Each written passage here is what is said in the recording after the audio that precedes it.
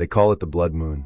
And if you look through old texts, the dusty ones no one checks out of the library anymore, you'll find something curious. Every tradition has a whisper about angels and the red moon.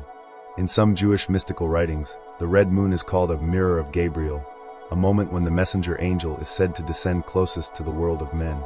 In early Christian apocrypha, the blood moon was a veil of wings, the time when angels of justice crossed between realms. And in medieval Persian texts, the night of the red moon was a burning ladder, where angels carried prayers faster than any other night of the year. The colors matter. White is revelation. Gold is glory. Red is transformation, the point where heaven's purity brushes the rawness of earth. The ancients thought angels didn't just deliver messages on those nights. They listened. They watched. They took measure of what had changed in you. It's not about superstition. It's about attention. A blood moon is the sky saying, "This is a threshold. The invisible is closer. Your words carry farther." Maybe an angel is walking past you and you don't even know it. That's why the old stories say to pause, to breathe, to look up when the moon turns red. Not to fear, but to remember. Angels are not just creatures of light. They're creatures of memory. And under a blood moon, they remember you. Ah, the blood moon. People see it and they whisper about prophecies, vampires, cosmic omens.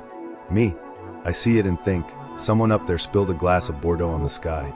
Which, frankly, is a very French thing to do. You know what's funny about a blood moon? It's supposed to be terrifying. Oh, spooky.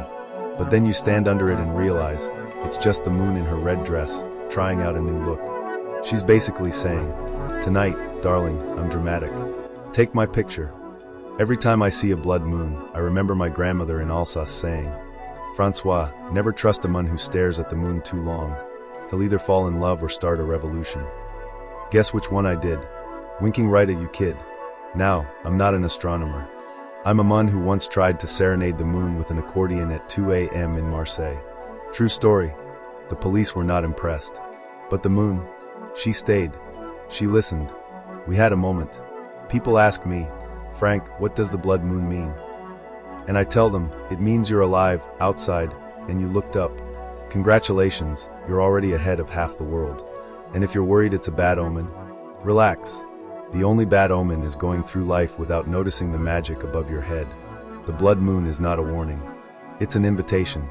It's the universe sending you a red RSVP. Come dance with me, human.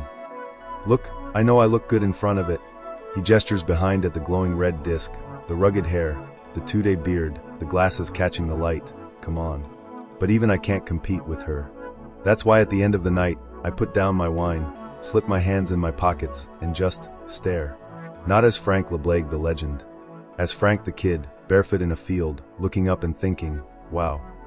So tonight, if you see the blood moon, don't Google it, don't overthink it. Just look up, smile, and say, "Nice dress, Luna." She likes that. And if you hear some guy off in the distance playing an accordion, well, you know who it is. Of course, not every night is about angels and omens. Sometimes it's just me, coffee in hand, hair doing its own thing, trying to remember where I left my shoes. Life under the blood moon is still life, a few quiet, unpolished moments when I'm not working, not performing, just being Frank. And maybe that's the real secret of the blood moon. It's not up there to impress us. It's up there to remind us to be human, even when we're looking for the divine. Because in the end, the sky isn't asking you to believe in angels or prophecies.